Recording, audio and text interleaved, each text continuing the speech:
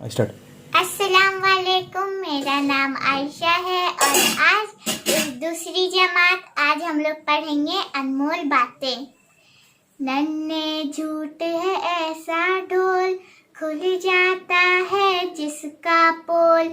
मीठे बोल में जादू है, कड़वे बोल न हरगिज़ बोल। कहना चाहे जो भी बात, पहले खुद तू उसको तोल। गीबत अच्छी बात नहीं, देख किसी का भेद न खोल। बात बड़ों की फौरन मान, कभी न कर तू टाल मटोल। कोई न माने तेरी बात, अगर बोले तो ऊंचे बोल। रखना याद हमेशा तू, बातें हैं ये सब अनमोल। बातें हैं सब ये अनमोल।